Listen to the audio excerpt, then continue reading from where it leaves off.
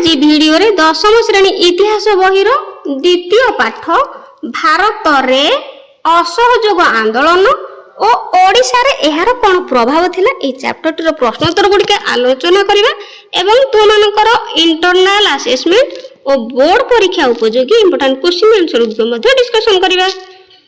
1 number ପ୍ରତ୍ୟେକ ପ୍ରଶ୍ନର ଉତ୍ତର ପ୍ରାୟ 60 ଗୋଟି ଶବ୍ଦରେ ଲେଖ। କ ଖିଲାଫତ ଆନ୍ଦୋଳନ କାହିଁକି ହୋଇଥିଲା ଏବଂ ଏହାର ପରିଚାଳନା ପାଇଁ ଗଠିତ କମିଟିରେ କେଉଁମାନେ ସଦସ୍ୟ ରହିଥିଲେ। ଯେଉଁ ଖିଲାଫତ ଆନ୍ଦୋଳନ ହୋଇଥିଲା ତା କ'ଣ ପାଇଁ ହୋଇଥିଲା ଏବଂ ସେଥିରେ କ'ଣ ସବୁ କେଉଁମାନେ ସବୁ ସେ ଯେଉଁ କମିଟି ଗଠନ କରାଯାଇଥିଲା ସେ କମିଟିରେ କେଉଁମାନେ ସବୁ ସଦସ୍ୟ ରହିଥିଲେ। ତ ଉତ୍ତର ଆଇରେ ପ୍ରଥମ ବିଶ୍ୱଯୁଦ୍ଧରେ ତୁର୍କୀ ମିତ୍ରଶକ୍ତି ବିରୋଧରେ ଯୁଦ୍ଧ କରିଥିଲା। ପ୍ରଥମ ବିଶ୍ୱଯୁଦ୍ଧରେ ତୁର୍କୀ କ'ଣ କଲା ନା ମିତ୍ରଶକ୍ତି ବିରୋଧରେ ଯୁଦ୍ଧ କରିଥିଲା। ଯୁଦ୍ଧ ସମୟରେ ତୁର୍କୀ ସାମ୍ରାଜ୍ୟକୁ ବିଭାଜିତ କରି ଦିଆଯାଇଥିଲା। ପ୍ରଥମ ବିଶ୍ୱଯୁଦ୍ଧରେ ତୁର୍କୀ ସାମ୍ରାଜ୍ୟକୁ ବିଭାଜିତ କରି ଦିଆଯାଇଥିଲା। ତେଣୁ ତୁର୍କୀ ପ୍ରତି ଏତାଦୃଶ ବ୍ୟବହାର ପାଇଁ ଭାରତୀୟ ମୁସଲମାନ ମାନେ ବ୍ୟଥିତ ଓ କ୍ରୋଧାନ୍ୱିତ ହେଲେ। ତ୍ରିଆଇରେ ତୁର୍କୀର ସୁଲତାନ ଥିଲେ ମୁସଲମାନ ମାନଙ୍କ ଧର୍ମଗୁରୁ ବା ଖଲିଫା। ତ ସର୍ଟ କ୍ୱେଶ୍ଚିନ୍ ପଡ଼େ ତୁର୍କୀର ସୁଲତାନ ବା ମୁସଲମାନ ମାନଙ୍କ ଧର୍ମଗୁରୁକୁ କ'ଣ କୁହାଯାଏ ତ ଖଲିଫା କୁହାଯାଏ। ତ ସେଇ ଖଲିଫାଙ୍କୁ ସମ୍ମାନ ଦେଖାଇ ଭାରତରେ ଯେଉଁ ଆନ୍ଦୋଳନ ହୋଇଥିଲା ତାହାକୁ ଖିଲାଫତ ଆନ୍ଦୋଳନ କୁହାଯାଏ। ଏହି ଆନ୍ଦୋଳନରେ ନେତୃତ୍ୱ ନେଇଥିଲେ ଶୌକତ ଅଲି ଓ ମହମ୍ମଦ ଅଲି ନାମକ ଦୁଇ ଭାଇ ଭାଗ ନେଇଥିଲେ। ତ ଆଇଭିରେ ଏହାର ପରିଚାଳନା ପାଇଁ ଗୋଟେ ଗଠିତ କମିଟିରେ ଅଲି ଭ୍ରାତା ଦ୍ୱୟ ଆବୁଲ କାଲାମ ଆଜାଦ, ହକିମ ହଜମଲ ଖାଁ ଓ ହସରତ ମୋହାନି ସଦସ୍ୟ ଥିଲେ। ତାପରେ ଖିଲାଫତ ଆନ୍ଦୋଳନରେ ଗାନ୍ଧୀଜୀଙ୍କ ଭୂମିକା ଆଲୋଚନା କର। ଇମ୍ପୋର୍ଟାଣ୍ଟ କ୍ୱେଶ୍ଚିନ୍ ଖିଲାଫତ ଆନ୍ଦୋଳନ ଯେଉଁ ହେଇଥିଲା ତାରେ ତ ସେଇ ଖିଲାଫତ ଆନ୍ଦୋଳନରେ ଗାନ୍ଧୀଜୀଙ୍କର କ'ଣ ଭୂମିକା ଥିଲା। ଉତ୍ତର ମହାତ୍ମା ଗାନ୍ଧୀ ହିନ୍ଦୁ ଓ ମୁସଲମାନ ମାନଙ୍କୁ ଏକତ୍ର କରିବା ସହିତ ଜାତୀୟ ଆନ୍ଦୋଳନର ଭିତ୍ତିଭୂମିକୁ ଦୃଢ଼ ଭାବରେ ବା ଦୃଢ଼ କରିବା ଉଦ୍ଦେଶ୍ୟରେ ଖିଲାଫତ ଆନ୍ଦୋଳନକୁ ସମର୍ଥନ କରିଥିଲେ। କିଏ କରିଥିଲେ ନା ମହାତ୍ମା ଗାନ୍ଧୀ। ତ ଟୁଆଇରେ 1919 ମସିହା ନଭେମ୍ବର ମାସରେ ଗାନ୍ଧୀଜୀ ନିଖିଳ ଭାରତ ଖିଲାଫତ ସମ୍ମିଳନୀର ସଭାପତି ଭାବେ ନିର୍ବାଚିତ ହେଲେ। ଗାନ୍ଧୀଜୀଙ୍କ ପରାମର୍ଶ କ୍ରମେ ନିଖିଳ ଭାରତ ଖିଲାଫତ କମିଟି ଅସହଯୋଗ କାର୍ଯ୍ୟକ୍ରମ ଗ୍ରହଣ କରି ଆନ୍ଦୋଳନ ଆରମ୍ଭ କରିଥିଲା। ତ୍ରିଆଇରେ ଇଂରେଜ ସରକାରଙ୍କ ସହିତ ସମ୍ପର୍କ ଛିନ୍ନ କରିବା ପାଇଁ ଗାନ୍ଧୀଜୀଙ୍କ ନେତୃତ୍ୱରେ ଖିଲାଫତ କମିଟି ନିଷ୍ପତ୍ତି ନିଆଯାଇଥିଲା। ତ ଆଇଭିରେ ମୁସଲିମ ଲିଗ ଓ ଭାରତୀୟ ଜାତୀୟ କଂଗ୍ରେସ ଖିଲାଫତ ଆନ୍ଦୋଳନକୁ ସମର୍ଥନ କରିଥିଲେ। ଗରେ ଅସହଯୋଗ ଆନ୍ଦୋଳନର କାର୍ଯ୍ୟକ୍ରମ କ'ଣ ଥିଲା। ଭେରି ଭେରି ଇମ୍ପୋର୍ଟାଣ୍ଟ ଅସହଯୋଗ ଆନ୍ଦୋଳନର କାର୍ଯ୍ୟକ୍ରମ। ଆଇରେ ଅସହଯୋଗ ଆନ୍ଦୋଳନର ମୂଳ ନୀତି ଥିଲା ଇଂରେଜ ଅନୁଷ୍ଠାନ ଓ ବିଦେଶୀ ଦ୍ରବ୍ୟ ବର୍ଜନ କରିବା ସହିତ ଇଂରେଜ ସରକାରଙ୍କୁ ଅଚଳ କରିଦେବା। ଟୁଆଇରେ 1919 ମସିହାର ଭାରତ ଶାସନ ଆଇନ ଅନୁଯାୟୀ ଅନୁଷ୍ଠିତ ହେବାକୁ ଥିବା ନିର୍ବାଚନ ଏବଂ ସରକାରୀ ଉତ୍ସବକୁ ବର୍ଜନ କରିବା।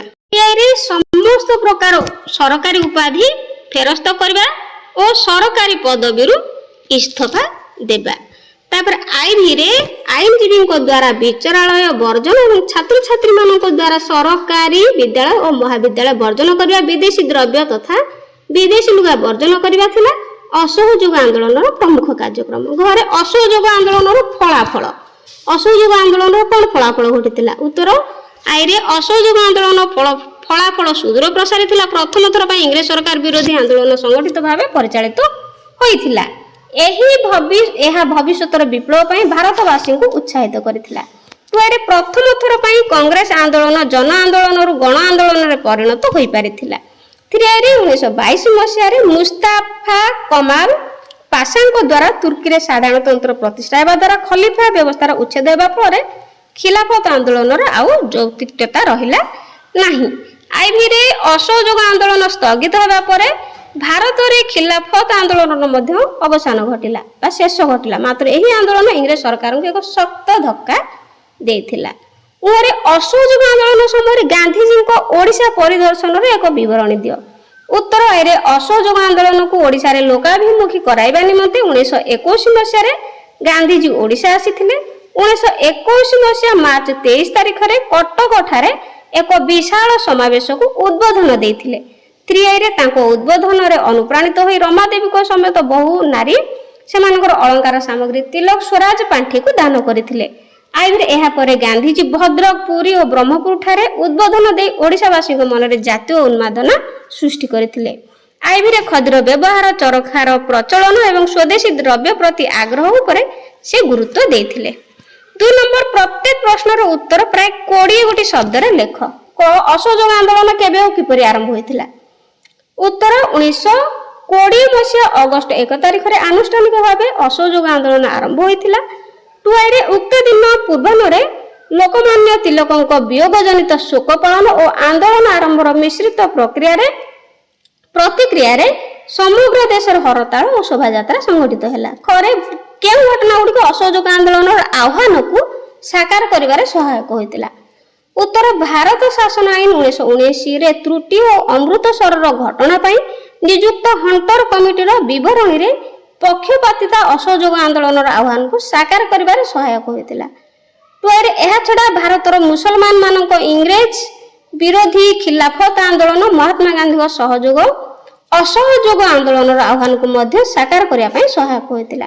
ଗରେ କେବେ ଓ କାହିଁକି ହଣ୍ଟର କମିଟି ଗଠିତ ହୋଇଥିଲା? ଉତ୍ତର ଆଇରେ ହଣ୍ଟର କମିଟି 1919 ମସିହା ଅକ୍ଟୋବର ମାସ 14 ତାରିଖରେ ଲର୍ଡ ହଣ୍ଟରଙ୍କ ନେତୃତ୍ୱରେ ଗଠନ ହୋଇଥିଲା। ଟୁଆଇରେ ଜାଲିଆନାୱାଲାବାଗ ହତ୍ୟାକାଣ୍ଡର ଏକ ସରକାରୀ ତଦନ୍ତ ପାଇଁ ଦାବି ହେବାରୁ ଏହି କମିଟି ଗଠିତ ହୋଇଥିଲା। କଂଗ୍ରେସର କେଉଁ ଅଧିବେଶନରେ ଗାନ୍ଧୀଜୀଙ୍କ ଅସହଯୋଗ ଆନ୍ଦୋଳନ ପ୍ରସ୍ତାବ ଗୃହୀତ ହୋଇଥିଲା ଏବଂ କେଉଁ ଅଧିବେଶନରେ ଏହା ଅନୁମୋଦିତ ହୋଇଥିଲା? ଉତ୍ତର ଆଇରେ 1920 ମସିହା ସେପ୍ଟେମ୍ବର 4ରୁ 9 ତାରିଖ ପର୍ଯ୍ୟନ୍ତ କଲିକତା ବା କୋଲକାତା ଠାରେ କଂଗ୍ରେସର ଏକ ସ୍ୱତନ୍ତ୍ର ଅଧିବେଶନରେ ଗାନ୍ଧୀଜୀଙ୍କ ଅସହଯୋଗ ଆନ୍ଦୋଳନ ପ୍ରସ୍ତାବ ଗୃହୀତ ହୋଇଥିଲା। ଟୁଆଇରେ 1920 ମସିହା ଡିସେମ୍ବର ମାସରେ ନାଗପୁର କଂଗ୍ରେସର ବାର୍ଷିକ ଅଧିବେଶନରେ ଏହାକୁ ଅନୁମୋଦନ କରାଯାଇଥିଲା। ତିଲକ ସ୍ୱରାଜ ପାଣ୍ଠି କ'ଣ ପାଇଁ ଗଠନ କରାଯାଇଥିଲା? ଇମ୍ପୋର୍ଟାଣ୍ଟ ଅଟେ। ଉତ୍ତର ଅସହଯୋଗ ଆନ୍ଦୋଳନକୁ ଅର୍ଥ ଯୋଗାଇବା ପାଇଁ ତିଲକ ସ୍ୱରାଜ ପାଣ୍ଠି ଗଠନ କରାଯାଇଥିଲା। ଟୁଆଇରେ ଏହି ପାଣ୍ଠିକୁ ଜନସାଧାରଣ ମୁକ୍ତ ହସ୍ତରେ ଦାନ କରିବା ଯୋଗୁଁ ଏବଂ ଅଳ୍ପ ଦିନ ମଧ୍ୟରେ ଏଥିରେ 1 କୋଟି ଟଙ୍କା ଜମା ହୋଇଥିଲା।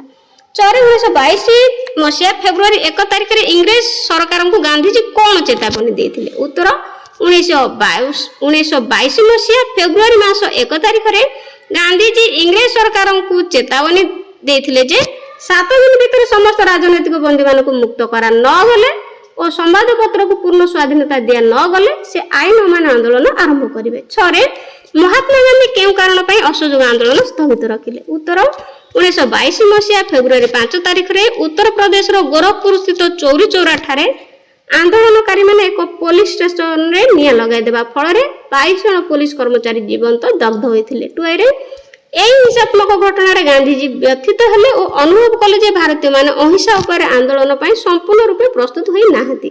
ସେଥିପାଇଁ ସେ ଏହି ଅସହଯୋଗ ଆନ୍ଦୋଳନ ସ୍ଥଗିତ ରଖିଲେ। ଜରେ ନାଗପୁର କଂଗ୍ରେସ ଅଧିବେଶନ କେବେ ଅନୁଷ୍ଠିତ ହୋଇଥିଲା ଏବଂ ସେଠାରେ କେତେ ଜଣ ଓଡ଼ିଶାରୁ ପ୍ରତିନିଧିତ୍ୱ କରିଥିଲେ? ଉତ୍ତର ଆଇରେ 1920 ମସିହା ଡିସେମ୍ବର ମାସରେ ନାଗପୁର କଂଗ୍ରେସ ଅଧିବେଶନ ଗଠିତ ହୋଇଥିଲା। ଟୁଆଇରେ ସେଠାରେ ଓଡ଼ିଶାରୁ 35 ଜଣ ପ୍ରତିନିଧିତ୍ୱ କରିଥିଲେ। ଝରେ ଗୋପବନ୍ଧୁ ଦାସ କେଉଁଠାରେ ଏବଂ କ'ଣ ପାଇଁ ସତ୍ୟବାଦୀ ବନବିଦ୍ୟାଳୟ ପ୍ରତିଷ୍ଠା କରିଥିଲେ? Very important question. ଉତ୍ତର ଗୋପବନ୍ଧୁ ଦାସ ସାକ୍ଷୀ ଗୋପାଳ ଠାରେ ସତ୍ୟବାଦୀ ବନବିଦ୍ୟାଳୟ ପ୍ରତିଷ୍ଠା କରିଥିଲେ। ଟୁଆଇରେ ଛାତ୍ରମାନଙ୍କୁ ଜାତୀୟତାବାଦୀ ଶିକ୍ଷା ଦେବା ନିମନ୍ତେ ଏହି ବିଦ୍ୟାଳୟ ପ୍ରତିଷ୍ଠା କରାଯାଇଥିଲା।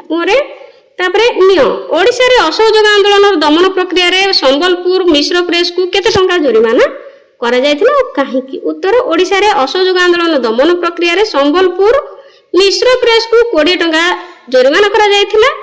ଟୁଆଇରେ ଓଡ଼ିଶାରେ ଅସହଯୋଗ ଆନ୍ଦୋଳନ ଚାଲିଥିବା ବେଳେ ଏହି ପ୍ରେସରୁ ସ୍ୱରାଜ ସଙ୍ଗୀତ ନାମକ ଏକ ପ୍ରାଚୀର ପତ୍ର ଛପା ଯାଇଥିବାରୁ ଏହି ଜୋରିମାନା କରାଯାଇଥିଲା। 3 ନମ୍ବର ପ୍ରତ୍ୟେକ ପ୍ରଶ୍ନର ଉତ୍ତର ଗୋଟିଏ ଗୋଟିଏ ବାକ୍ୟରେ ଲେଖ। ତ ସର୍ଟ କ୍ୱେଶ୍ଚିନ୍ ଏଗୁଡ଼ିକ ଅଟେ। କେବେ ଗାନ୍ଧୀଜୀ ନିଖିଳ ଭାରତ ଖିଲାଫତ ସମ୍ମିଳନୀର ସଭାପତି ଭାବେ ନିର୍ବାଚିତ ହୋଇଥିଲେ? ଉତ୍ତର 1919 ମସିହା ନଭେମ୍ବର ମାସରେ ଗାନ୍ଧୀଜୀ ନିଖିଳ ଭାରତ ଖିଲାଫତ ସମ୍ମିଳନୀର ସଭାପତି ଭାବେ ନିର୍ବାଚିତ ହୋଇଥିଲେ। ଖରେ କେଉଁ ତାରିଖରୁ ଭାରତ ଶାସନ ଆଇନ 1919ର ପ୍ରଚଳନ ହେଲା? ଉତ୍ତର 1919 ମସିହା ଡିସେମ୍ବର 23 ତାରିଖରୁ ଭାରତ ଶାସନ ଆଇନ 1919 ପ୍ରଚଳିତ ହେଲା। ଗରେ ଅସହଯୋଗ ଆନ୍ଦୋଳନ ସମୟରେ କାହାର ପରିଦର୍ଶନକୁ ସତ୍ୟାଗ୍ରହୀମାନଙ୍କ ଦ୍ୱାରା ବାସନ୍ଦ କରାଯାଇଥିଲା? ଉତ୍ତର ଅସହଯୋଗ ଆନ୍ଦୋଳନ ସମୟରେ ୱେଲ୍ସର ଯୁବରାଜଙ୍କ ଭାରତ ପରିଦର୍ଶନକୁ ସତ୍ୟାଗ୍ରହୀମାନଙ୍କ ଦ୍ୱାରା ବାସନ୍ଦ କରାଯାଇଥିଲା। ଘରେ କେଉଁ ସ୍ଥାନରେ ଅନୁଷ୍ଠିତ କଂଗ୍ରେସର ବାର୍ଷିକ ଅଧିବେଶନରେ ଅସହଯୋଗ ଆନ୍ଦୋଳନ ଚାଲୁ ରଖିବା ପାଇଁ ନିଷ୍ପତ୍ତି ନିଆଗଲା। ଉତ୍ତର 1921 ଖ୍ରୀଷ୍ଟାବ୍ଦ ଡିସେମ୍ବର ମାସରେ କଂଗ୍ରେସର ଅହମ୍ମଦାବାଦ ବାର୍ଷିକ ଅଧିବେଶନରେ ଅସହଯୋଗ ଆନ୍ଦୋଳନକୁ ଚାଲୁ ରଖିବା ପାଇଁ ନିଷ୍ପତ୍ତି ନିଆଗଲା। ଉରେ ମହାତ୍ମା ଗାନ୍ଧୀ କେଉଁ ଦିନ କଟକରେ ଜନସମାବେଶକୁ ଉଦ୍ବୋଧନ ଦେଇଥିଲେ? ଉତ୍ତର 1921 ମସିହା ମାର୍ଚ୍ଚ 23 ତାରିଖରେ ମହାତ୍ମା ଗାନ୍ଧୀ କଟକରେ ସମାବେଶକୁ ଉଦ୍ବୋଧନ ଦେଇଥିଲେ। ଚରେ କାହାର ପ୍ରେରଣାରେ ସମ୍ବଲପୁର ଜିଲ୍ଲା ସ୍କୁଲର ଛାତ୍ରମାନେ ଅସହଯୋଗ ଆନ୍ଦୋଳନରେ ଯୋଗ ଦେଇଥିଲେ? ଉତ୍ତର ପଣ୍ଡିତ ଲକ୍ଷ୍ମୀ ନାରାୟଣ ମିଶ୍ରଙ୍କ ପ୍ରେରଣାରେ ସମ୍ବଲପୁର ଜିଲ୍ଲା ସ୍କୁଲର ଛାତ୍ରମାନେ ଅସହଯୋଗ ଆନ୍ଦୋଳନରେ ଯୋଗ ଦେଇଥିଲେ। ଅଳକା ଆଶ୍ରମ କେଉଁଠାରେ ପ୍ରତିଷ୍ଠିତ? ତ ଏହା ଇମ୍ପୋର୍ଟାଣ୍ଟ କ୍ୱେଶ୍ଚିନ୍ ଅଟେ। ଅଳକା ଆଶ୍ରମ କେଉଁଠାରେ ପ୍ରତିଷ୍ଠିତ? ତ ଅଳକା ଆଶ୍ରମ ଜଗତସିଂହପୁର ଠାରେ ପ୍ରତିଷ୍ଠା କରାଯାଇଥିଲା। ଜରେ କେଉଁ ଲେଖା ପାଇଁ ଗୋପବନ୍ଧୁଙ୍କୁ ଜେଲ ଦଣ୍ଡ ଭୋଗିବାକୁ ପଡୁଥିଲା? Important question. ସମ୍ବାଦପତ୍ରରେ ସତ୍ୟ ହେଲେ ସାଂଘାତିକ ସ୍ତମ୍ଭରେ ସରକାର ବିରୋଧୀ ଲେଖା ପାଇଁ ଗୋପବନ୍ଧୁଙ୍କୁ ଜେଲ ଦଣ୍ଡ ଭୋଗିବାକୁ ପଡିଥିଲା। କନିକା ପ୍ରଜା ଆନ୍ଦୋଳନ ସମୟରେ କନିକାର ରାଜା କିଏ ଥିଲେ? କନିକାର ରାଜା ଥିଲେ ରାଜେନ୍ଦ୍ର ନାରାୟଣ ଭଞ୍ଜଦେୟ। କେଉଁ ସମ୍ବାଦପତ୍ର ମାଧ୍ୟମରେ କନିକା ଅତ୍ୟାଚାର ଲୋକଲୋଚନକୁ ଆସିଥିଲା? ତ ଉତ୍ତର ସମାଜ ଓ ଉତ୍କଳ ଦୀପିକା ସମ୍ବାଦପତ୍ର ମାଧ୍ୟମରେ କନିକାର ଅତ୍ୟାଚାର ଲୋକଲୋଚନକୁ ଆସିଥିଲା। 4 ନମ୍ବର ପ୍ରତ୍ୟେକ ପ୍ରଶ୍ନର ଉତ୍ତର 4ଟି ଲେଖାଏଁ ସମ୍ଭାବ୍ୟ ଉତ୍ତର ଦିଆଯାଇଛି। ତ ସେଥିମଧ୍ୟରୁ ଠିକ କ୍ରମିକ ନମ୍ବର ଉତ୍ତରଟି ବାଛିକି ଲେଖିବ। କ ହଣ୍ଟର କମିଟି କେବେ ଗଠିତ ହୋଇଥିଲା? ତ ଆଇରେ 1919 ଅକ୍ଟୋବର 14, 2 ଆଇରେ 1919 ଡିସେମ୍ବର 23, 3 ଆଇରେ 1920 ଜୁନ, ଆଇଭିରେ 1920 ଅଗଷ୍ଟ 1। ତାର ସଠିକ ଉତ୍ତର ହେଉଛି ଅପସନ ଫାଷ୍ଟଟା 1919 ଅକ୍ଟୋବର 14ରେ। ଖରେ କେଉଁଠି ଅସହଯୋଗ ଆନ୍ଦୋଳନ ସହିତ ସମ୍ପୃକ୍ତ ନୁହେଁ? ବିଦେଶୀ ଭାଷା ବର୍ଜନ, ସରକାରୀ ଶିକ୍ଷାନୁଷ୍ଠାନ ବର୍ଜନ, ନିର୍ବାଚନ ବର୍ଜନ, ଅସ୍ପୃଶ୍ୟତା ବର୍ଜନ। ତ ଏହାର ସଠିକ ଉତ୍ତର ପିଲାମାନେ ଖର ହେଇଯିବ ବିଦେଶୀ ଭାଷା ବର୍ଜନ। ଏଗୁଡ଼ିକ ସବୁ ସର୍ଟ କୋଶ୍ଚିନ୍ ପିଲାମାନେ ସବୁଗୁଡ଼ିକ ମନେ ରଖିବ ସର୍ଟ କୋଶ୍ଚିନ୍ ଗୁଡ଼ିକ। ଗରେ କେଉଁଠାରେ କଂଗ୍ରେସ କାର୍ଯ୍ୟକାରିଣୀ କମିଟି ଅସହଯୋଗ ଆନ୍ଦୋଳନ ସ୍ଥଗିତ ଘୋଷଣା ଅନୁମୋଦନ କରାଗଲା? ତ ଏହାର ଉତ୍ତର ପିଲାମାନେ ମନେ ରଖିବ ବରଦୋଳି। ଘରେ କିଏ ଓଡ଼ିଶା ପ୍ରାଦେଶିକ କଂଗ୍ରେସ କମିଟିର ପ୍ରଥମ ସଭାପତି ହୋଇଥିଲେ? ତ ଏହାର ଉତ୍ତର ଦେଇଦେଇଛି 4ଟି। ହରେକୃଷ୍ଣ ମହତାବ, ଗୋପବନ୍ଧୁ ଦାସ, ଗୋପବନ୍ଧୁ ଚୌଧୁରୀ, ଭାଗୀରଥୀ ମହାପାତ୍ର। ତ ଏହାର ସଠିକ ଉତ୍ତର ହେଇଯିବ ଗୋପବନ୍ଧୁ ଦାସ। ତ ସବୁବେଳେ ସର୍ଟ କୋଶ୍ଚିନ୍ ପିଲାମାନେ 50ରୁ 50 ଉତ୍ତର ଠିକ ଭାବରେ ଦେବା ପାଇଁ ଚେଷ୍ଟା କରିବ। ତେଣୁ ଭଲ ଭାବରେ ବର୍ଷ ଆରମ୍ଭରୁ ପରିଶ୍ରମ କରିବ। ହିଷ୍ଟ୍ରି ବହୁତ ସହଜ, ଗପ ଭଳିଆ ପଢ଼ିଲେ ମନେ ରଖିଲେ ଏବଂ ବାରମ୍ବାର ଲେଖିଲେ ବହୁତ ସହଜ ଲାଗେ। ତ ଆଜି ପାଇଁ ରହୁଛି। ଭିଡ଼ିଓଟି କେମିତି ଲାଗିଲା କମେଣ୍ଟରେ ନିଶ୍ଚିତ ଜଣାଇବ। Thank you.